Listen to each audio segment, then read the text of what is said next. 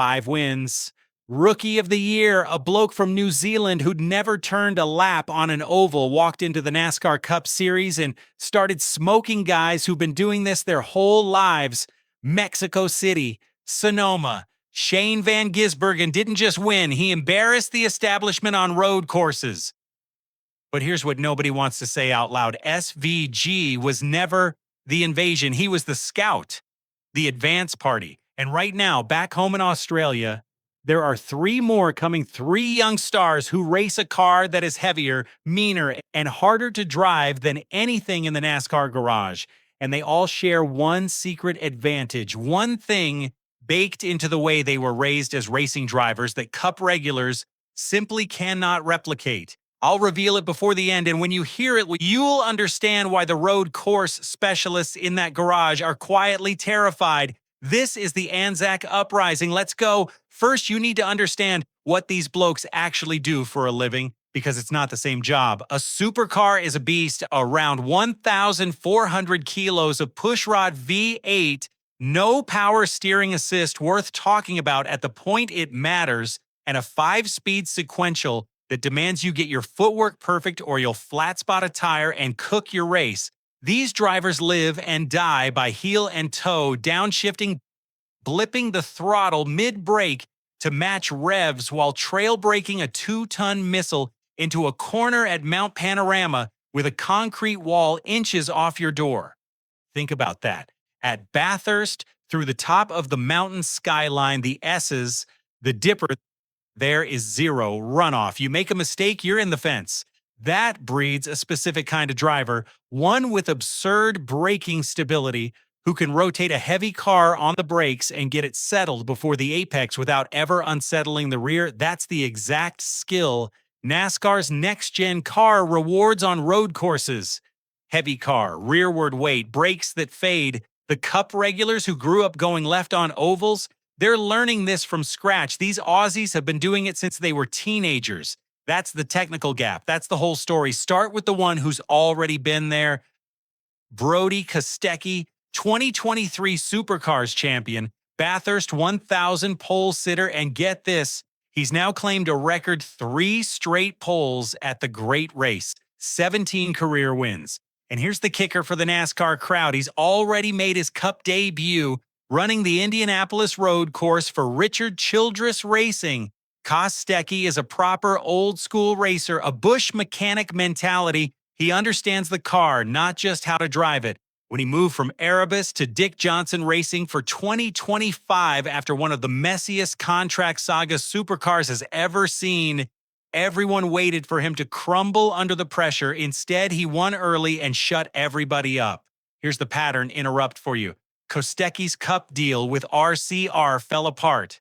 Canceled. He walked away from a full NASCAR shot to sort out his career at home. Now, most people would call that a failure. I'm telling you, it was the best thing that could have happened to him, because he went back, won a title, dominated Bathurst qualifying, and rebuilt his reputation as the hardest man in the paddock. When he comes back to the States, and he's not coming as a curiosity. He's coming battle-hardened, take no prisoners, rubbing his racing. RCR knows exactly what they let slip. Next, the quiet one, the one who scares me the most on a qualifying lap, Cam Waters, Tickford Racing's franchise driver, 2-time Supercars championship runner-up, multiple-time Bathurst podium finisher, and flat-out one of the best one-lap qualifiers in the country. This is a man who set the second fastest lap in Bathurst's 12-hour history and just took pole for the 2026 running of it. When it's cold tires, one shot, everything on the line. Waters is a clinical assassin, and unlike the others, Waters has already gone racing in America properly. He's run the NASCAR Craftsman Truck Series with Thor Sport Racing, including a return at Lime Rock Park. He didn't dip a toe in. He committed to learning the American way of racing, doors banging, fenders rubbing, the whole circus. Here's your controversial take. I reckon Waters is the most complete road racer of the 3. Not the flashiest, not the loudest, but if you handed all 3 of them a next-gen car at the Chicago Street Course, walls everywhere, exactly the environment they grew up in, Waters is the one who'd nail the qualifying lap and control the race from the front. The Street Master, that's what they call him back home. And NASCAR has more street races on the calendar than ever. Do the math. And now the wild card, the one who might just be faster than both of them, Will Brown, the 2024 Supercars champion. He drives the golden ticket, the Red Bull Ampol car for 888, the most successful team in Supercars history, the same operation that built SVG into a superstar. And in his first season with 888, he podiumed at every single round, every one. Nobody had done that. Brown isn't waiting for a phone call either. He locked in a Cup Series cameo, been eyeing runs with Richard Childress Racing at places like COTA and the Chicago Street Course, and he's already tested American machinery. He even won the New Zealand Grand Prix for good measure.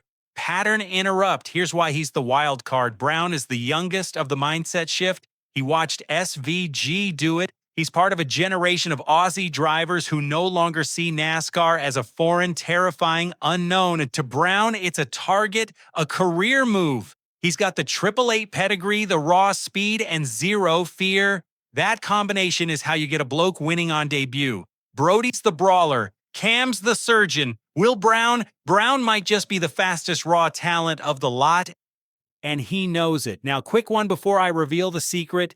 If you've made it this far, you're not a casual fan. You're the type who stays up till 3 a.m. watching Bathurst live, who knows what trail braking is, who understands why a heavy car on a road course is a completely different animal. If you're part of the 97 tribe and you believe the Anzac invasion is only just getting started, you need to be here. Hit subscribe and join the most technical NASCAR community on YouTube. We break down the racing that the mainstream channels are too lazy to understand. Don't miss the next one, right? The reveal, but first, the ugly truth. It's not all Butte sunshine for these blokes, because the NASCAR establishment is not exactly rolling out the red carpet. When SVG started winning road courses, you could feel the mood in the garage change. A whole section of Cup drivers built their brand on being the road course ringer, the specialist, and now a bunch of Australians are turning up and making it look easy. That stings. There's an unspoken resistance. The oval learning curve is brutal. SVG himself struggled badly on the ovals early, spinning, finishing laps down, copying it from the traditionalists who said road course wins don't count. That's the wall these three will hit. Kostecki, Waters, Brown, all elite on road and street courses, all complete rookies at Talladega, at Bristol, at the Coca-Cola 600. And that's the real fight, not the driving, the acceptance. NASCAR is a tribe, and tribes don't welcome invaders easily. These three will have to earn every inch and get shoved into the wall a few times learning it, which brings me to the secret advantage, the thing all three share. It's not talent, it's not the team, it's the school they came from. Every one of these drivers was forged at circuits with no runoff. Mount Panorama, the street tracks of Adelaide, Townsville, the Gold Coast, concrete walls, not gravel traps. When you learn to race where a mistake means a wrecked car and not a lazy spin through the grass, you develop a level of precision and commitment that oval racers, with all their room to breathe, simply never had to build. That's the secret. They were raised inches from the wall, so when NASCAR throws them at the Chicago Street Course or a nasty road course, they don't see danger, they see home.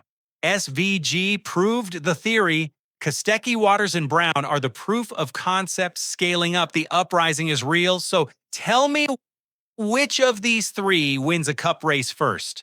Brodie the brawler, Cam the assassin, or Will Brown the wild card? Comment below with your flag. I'll see you in the next one.